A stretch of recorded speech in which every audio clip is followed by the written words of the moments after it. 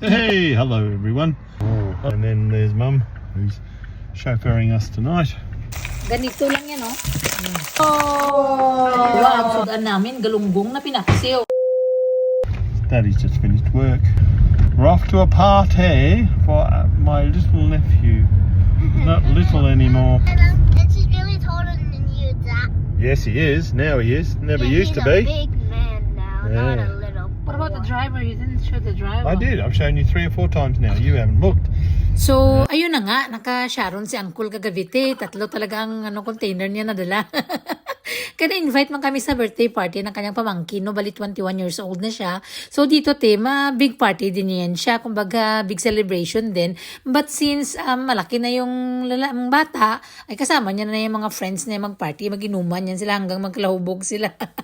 So ngayon, kagabi, ang amin lang is nag-dinner kami all together with the family. Si Lola, tapos si mama, papa niya, kapatid niya, tapos kami. Kami lang naman pamilya dito, no, sa side ni Lola. Pagka sabi nung bayaw ko na lahat-lahat ng order siya magbabayad, nag-aagawan pa sila ni Lola kasi gusto si Lola magbayad. Sabi ko, ang ganda talaga ba? Sige, kayo lang siya mag-agawan. Huwag nyo na ipasa sa akin kaya ayokong mabawasan yung aking 1 million. Sana all! Charing. So yun pinag-order ko lahat-lahat ng mga gusto kong kainin. Sabi ko kay Ate Celis, birahan yan, order dyan ah. So as usual, tita, ganun pa rin ang order. Balik-balik lang talaga. Pero si ate nag-try ng order ng malaki. Bang bunganga niya, te? Una lang talaga ang excited niya. Malaki lang yung kanyang mata, pero yung tiyan niya busog naman. Kaya tinira ng namin yung mga salad doon, tita. Kasi dito na restaurant, sabi ko sa inyo, paborito namin yan dito. Kasi pagdating mo pa lang, pwede ka na magtira doon ng mga salad. Kaya libre man ang salad bar nila dito, te. Ay, joke. So ako medyo gutom na ako kasi sabi ko kay Uncle, hindi talaga ako magkain ngayon para preparation nga sa dinner ba. So pagdating namin doon, medyo matagal pa man mag-order-order. Tika isip-isipin pa man yan. Ay, hindi ko na yan naantay pa ya eh. Nagtirada na ako ng mga salad doon. Masasarap kasi dito. Lalo na yung kanilang pumpkin, yung carrots with honey. Ay, tapos yung broccoli with cheese na may yung cauliflower nila. Ay, bongga. Sa gulay pa lang, busog ka na. So pagdating ng mga order namin, nalalaki pa naman ang order namin, busog na kami. O kundi isa Sharon, kaya lang nga naman iiwanan mo yan doon, tita. Kasi yung kay Ate Celeste, ang laki-laki, wala nga naka 1/4 ang nakagat niya doon. So for sure, tapos na yung mga kain-kainan namin, naglaro-laro na kami dito, nagseng-seng na ng pera in the Astrid, tapos nag-uwian na kami. Pero sigurado na talagang Sharon Uncle, 3 talaga. Sabi ko, hawakan mo yung Uncle, kanahiya man ako lang lagi nagabit-bit. Oy. Akala nila, certified tayo na Sharon, hindi pwede yan.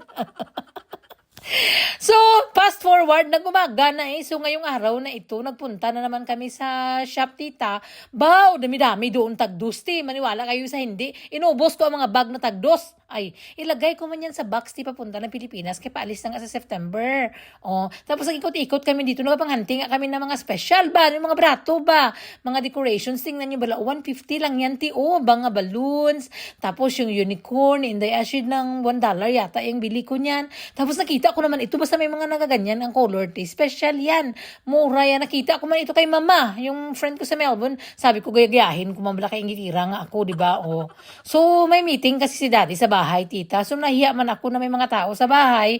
Alam ko naman na si Inday Asid, maingay yan. Ti, magpakilala yan agad, magsaot-saot pa yan. So, hindi sila makapokus ng kanilang meeting kung andun kami. Kaya naglabas kami, nagwaldas kami ng pera. Ngayon, ginaunti-unti ko na pamili yung mga gagamitin ko para sa birthday party ni Inday Asid, ti, para hindi man ako mahirapan. Kaya kung saan pa yan malapit, dun ka pa magsalasala ba? Gimpakain ko muna si Inday Ashley, tapos nang diretso kami nagbili ng karne, tita, para sa dinner nga ni Lola. O for short, nakuha na namin si ate, nag-uwi kami ng bahay, nagluto na kami ng dinner, kasi ang aming Lola doon, lutuan pa namin ng panihapon.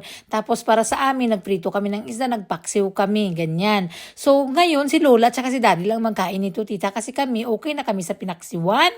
Tapos nagprito nga kami ng 2 lalaking isda, tita. Galing man ito kay kumaring. Yung 2, gintago ko muna sa freezer, para sa sunod naman natin iprito yan para kung maglaswa tayo, may pang subak-subak na naman tayo ba. Grabe talaga, very lucky ako ngayon, tita. Marami akong mga isda. Yung kumari ko, nung isang araw, nagdala dito ng halos kalahati na balde ng isda. Yung galunggong, very fresh pag tita. So yung kalahati, binigay ko dun kay tita Susi para makapaksiw din siya. Tapos ito yung ulam namin ngayon. Ay, malapit na nabatok ang aking pinirito. Super kaging. O dapat ako lang magpaksi-paksi kay mga bukog ba. Malay mo yung mga bata, mag-iyak agad yan si ate pag may maramdaman na bukog sa liig niya. Sabi ko, hindi ka man yan maano para bukog lang yan, matutunaw lang yan. Pero kapanik yan siya ti. Kaya dapat, basta makakain yan sila, lalo na magkamay kami dito, hinahimay-himay ko na sila nga daan para hindi na sila mabukog ba. Para alam ko na magalit na naman ito si Uncle Dante tsaka si Auntie Marie kaya nagkinamay kami. Alangan magtinidor kami nito kaya ang ulam namin pitaksiyo na maliliit. O, mas maganda talaga yung kamay-kamayin para sure na hindi ka mabukog.